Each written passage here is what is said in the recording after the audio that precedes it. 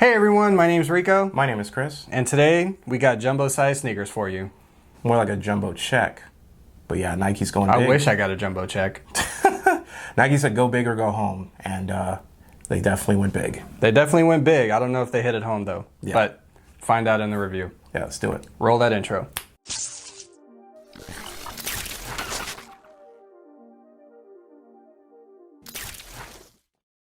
Hey everyone, and welcome to the Nike Blazer Jumbo. Nike definitely went big with this one. Kind of has an off vibe to it, but what do you think, Chris?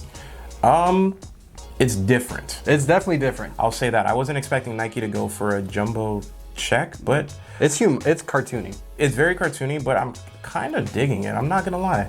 Yeah, and it's also different on each side. So you have this big overlay panel of the Nike check, but then on the medial side, they cover the top and the bottom part. The vulcanized rubber. I don't know if it is vulcanized. Is it? It might be vulcanized okay. rubber, yeah. But yeah, the rubber piece covers the check on the medial side, and then the leather top panel for the eyelids covers the top part of the Nike check. But, you know, these were so cartoony, and I'm very much an animated person that I had to get these. So these definitely fit my vibe.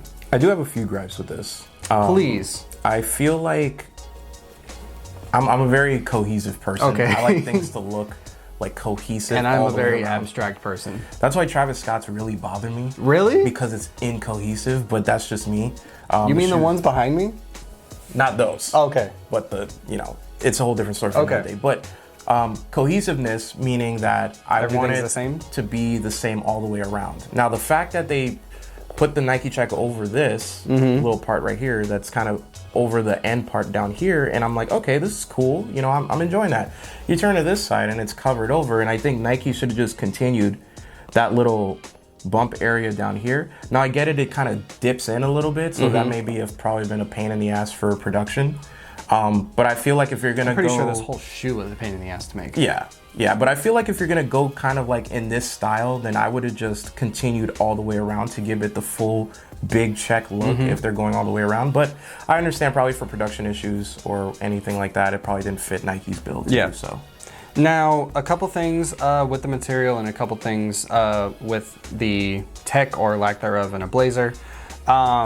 You do have herringbone on the bottom. This is one of Nike's first basketball shoe ever, which is the Nike Blazer. But the herringbone actually is reminiscent of Adidas, which was the first person to, actually the inventors of herringbone. So then other people started to follow suit.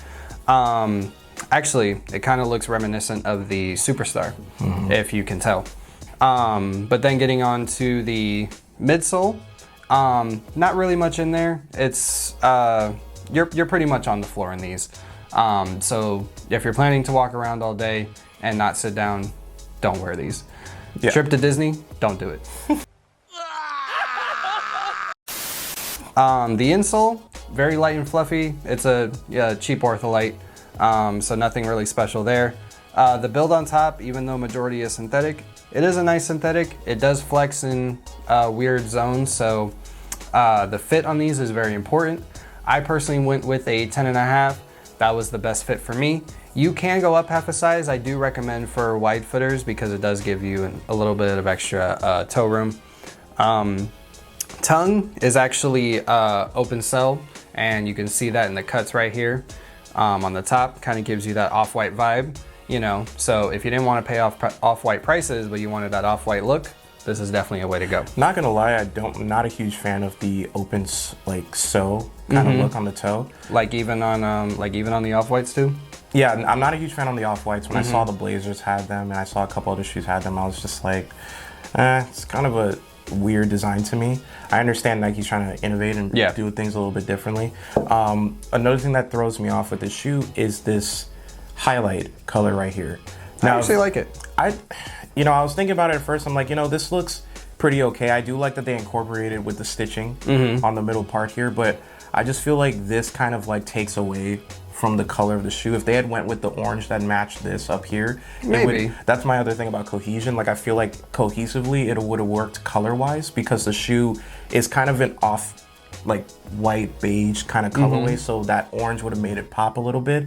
I could see that. That neon kind of throws it off for me, and it, you know, it's a little odd. I do really enjoy though the gigantic Nike words on the back. Yeah. That nice suede that's going back here. It's very premium. I like how that feels. It is nice suede.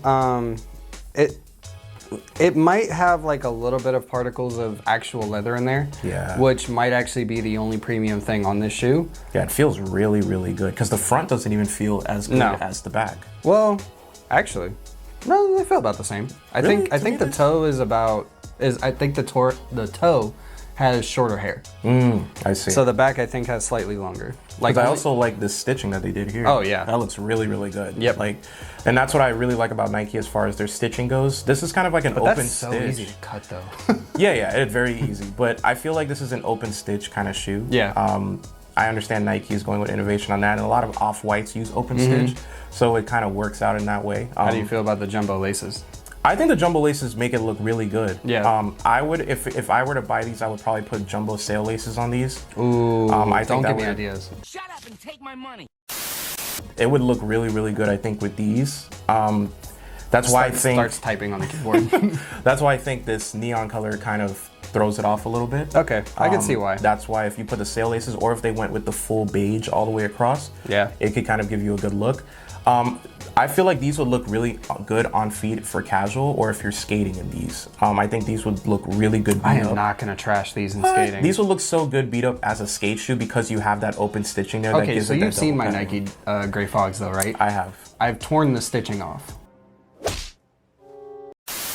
on the grip tape. That's insane. Yeah.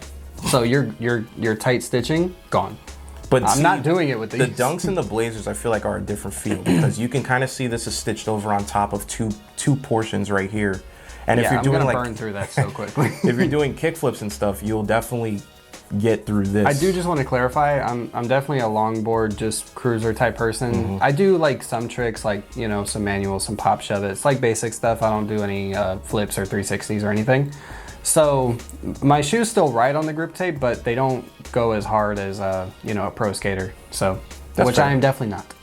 But this definitely gives me skateboard shoe vibes because of the giant check, the large accents of different materials. I mean, a lot of the classic 80s shoes that we knew for basketball has turned into skateboard shoes now. Yeah, and I think it's a good look, honestly, for the Blazer. I think it's a different feel. I feel like the Blazers were getting kind of stale for a little bit, and I feel like Nike didn't know what to do with them. So this kind of popping out, I feel like, made it look really different. I'm definitely happy with these. I don't know if I'll get every color in these, but this is definitely the one I had to go with, the classic black and white with a little bit of pop in color. Yeah, these are very tough, and you know, I'm not a huge Blazer person. I've owned a pair of Blazers in the past, but it was more like the OG Blazers. Would you buy these?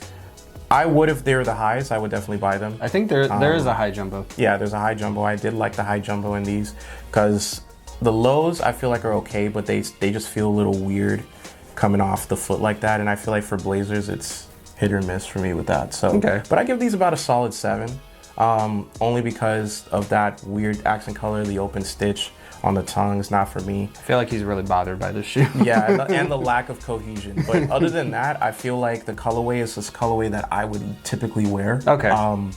I do like that Nike's trying different things with the Blazer. I think the Blazer does need a little bit of a refresher every now and again.